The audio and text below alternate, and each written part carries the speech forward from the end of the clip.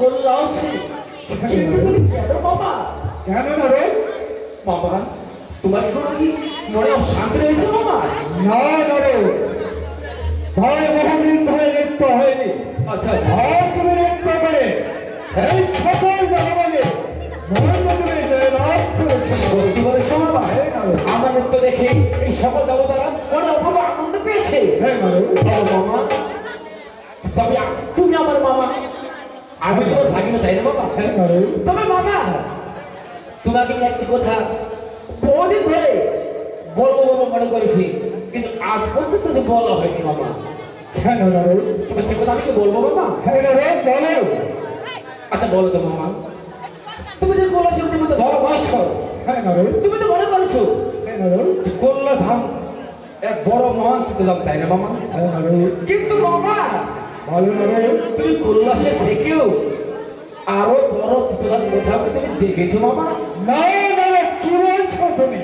মামা এই কৈলাসে কোথায় সবার ভাব রয়েছে না রে? আচ্ছা আচ্ছা, আমি তো দেখিনি। তুমি তো আর দেখোনি মামা? না না রে।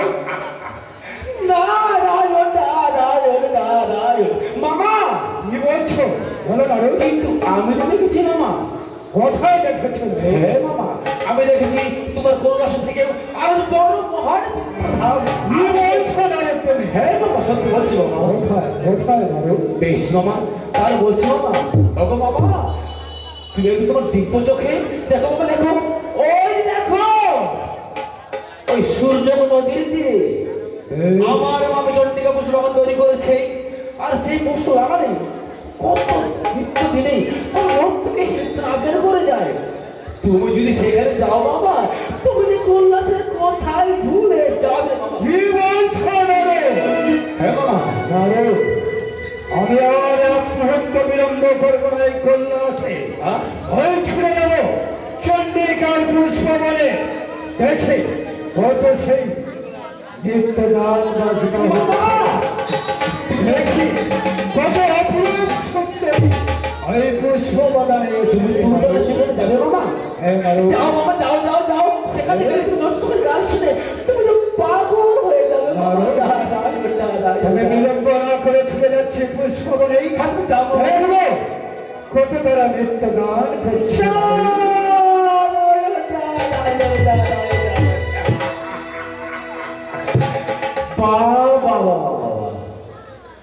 আজ আমার কথা শোনা মাত্রই আমার আমার কাছে ওই পশু বাগানে নৃত্য নৃত্য দেখা ধন্য। কিন্তু সবাই জানে আমার নাম দেবশ্রী নারদমণি, আমি মিথ্যে দ্বারা কখনো সত্য না বলি। আজকে আমার মামাকে কঠিন পরীক্ষা ফেলে দিয়েছি।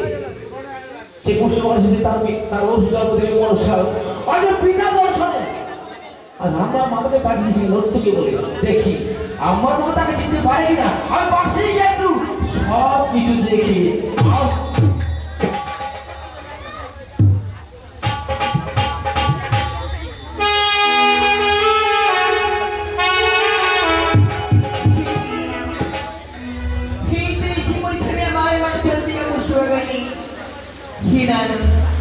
এখন আর আমি পিতা দর্শনে যাবো না, কিছুক্ষণ বিশ্রাম করি, না হয় তারপরে আমার